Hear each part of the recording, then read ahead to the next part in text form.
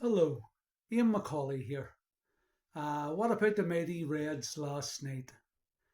Beating Larne up at Inver Park in the League Cup semi-final.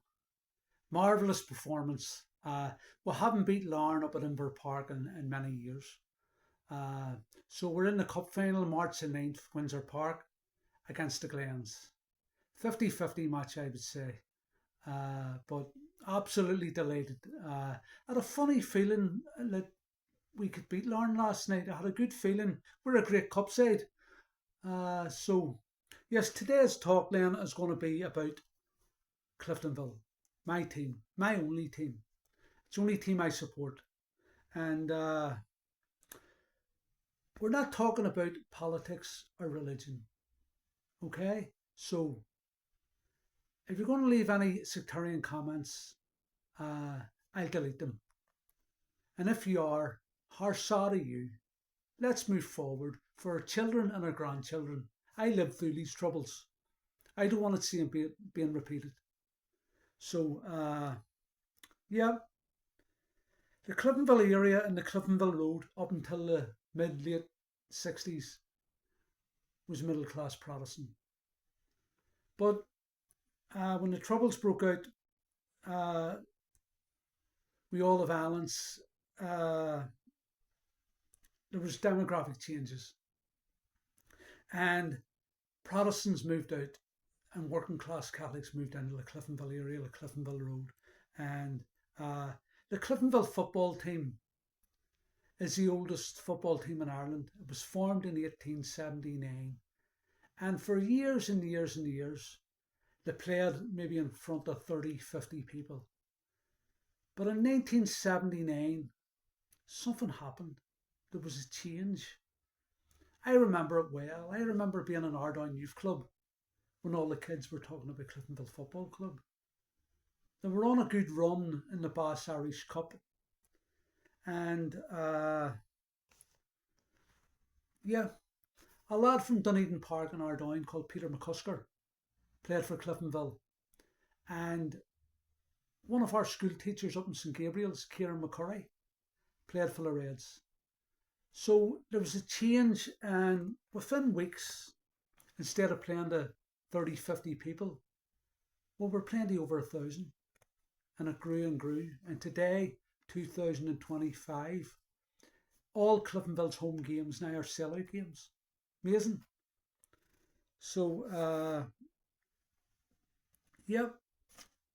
In 1980, my team, Ardoyne Youth Club, under 14s, got to the final of the Northern Ireland Cup, and it was played at Solitude against Red Star of Derry, and we beat them 3-1. Danny Trainer got two, and I got the other one. I've actually got a photo I'm going to show you, so I hope you can see that photo there of me and Danny Trainer. I'm a year younger than Danny Trainer, and sadly Danny's passed now. But that was an unforgettable day, and what I remember was getting into the bath. We all get into the bath, and that was the way it was then, and I felt like a real footballer. It was a marvellous day for Ardoyne, and I can still remember the goal they scored. I beat two guys and slotted the ball past the goalkeeper. It was a good goal. It wasn't an average goal, it was a good goal. It wasn't a great goal, but was a good goal. And I can still remember it well. So today I'm going to talk about 10 of my best Cliftonville moments. So, yeah. Number one, beating Linfield to win the Irish Cup a few months ago at Windsor Park. We beat them 3-1. Going into the match, Linfield were big favourites. But at half time, if I had been able to get out of Windsor Park, I would have left. You have little faith, me. We were 1-0 down, and our goalkeeper had to be stretchered off. It didn't look good for the second half, but we came out a different team. We played magnificently in the second half. And Ronan Hale's iconic goal will never be forgotten. That was amazing. And the thing that makes it so special above all the rest of them is that my son was there with me, Shay, and my wee nephew, Cole. And I was able to share the joy with them, share the love with them. And we hugged, and it tears in my eyes. It was incredible. Yeah, I think 45 years after we beat Portadown in 79, that's my next best moment. Yes, we beat Portadown in the Irish Cup final. 1979, we were all a Spoyne Cup. I was 13. It was an incredible day, colourful day. And Tony Bell got the winner for us in the last minute. Tony Bell, who was from Portadown but was playing for us, got the winner. And shortly after that, the Cliftonville football team came to Ardown Youth Club.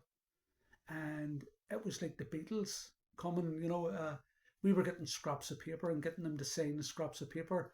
I was shaking hands with them. Honest to God, I never washed my hands for 2 days. That's the truth. I mean, let's get right down to it. There were nobodies really, but it was like the Beatles.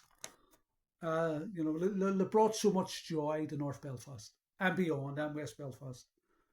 My third greatest moment was in 1998 when we drew with the Glens at Solitude. But Linfield drew with Coleraine, which meant mathematically it wasn't possible that they could win the league. Cliftonville were home and dry. And I went right down to the wire, and Linfield kicked off an hour after us, which is very strange. I've never heard a satisfactory answer as to why they kicked off an hour after us. That was so unfair. And anyway, we were champions and we hadn't won the league in 80 plus years. So, there was tears in my eyes again. I remember being on the pitch and it was just incredible. All these moments were incredible. But that would be my number 3. Number 4, 2013, we won the league. Jordy McMullen's last minute penalty against Linfield to win 3-2. It doesn't get any better than that. What a day. Number 5, we beat Portadown at Shamrock Park the next year to win back-to-back leagues. Very tight, tense match, but we got there in the end. And I specifically remember being on the Crumlin Star with my brother-in-law Sam. Sam was at the match with me, getting blind drunk. There was hundreds of people and there was sing-songs and it was a marvellous day.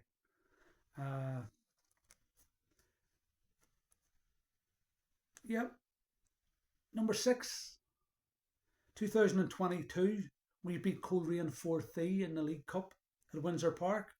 We came from 2-0 down to equalise in the last minute. So dramatic. And we beat them 4-3.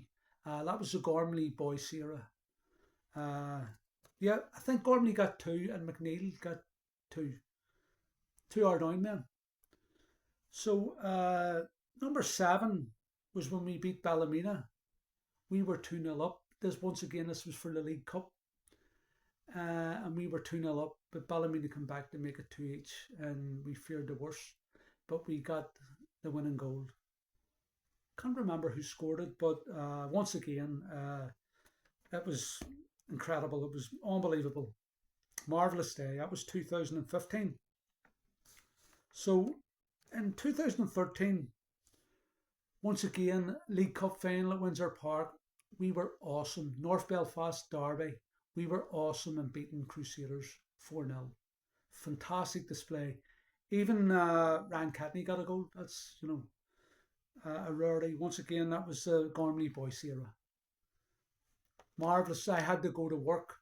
I was a wee bit late for work, but I had to walk from Windsor down to the town, city centre, but I was walking an hour. Euphoric. So number 9, best moment for Cliftonville would be when we played Celtic in the Champions League at Solitude and at Parkhead. dreams really do come true. We're only a semi-pro team, and I went to both ties. That was as good as it gets. And 10th and last, when we beat Linfield 3-2 at Solitude. We were 2-0 down with 15 minutes to go. And we pulled one back. And the Reds crowd started to come alive. Wee bit of hope. And then we were hoping and praying for the equaliser. And the equaliser came. And Reds fans went delirious. And then to top it all, in the 92nd minute, with practically the last touch of the ball, Gary Breen popped up and scored with a header. And we won 3-2. It was incredible. And this was the first match I brought my wee nephew Cole to. And when we scored the winner, a stranger next to us lifted Cole up and started shaking him. He's, yes, yes, yes, yes. But I could understand his euphorism. Yeah.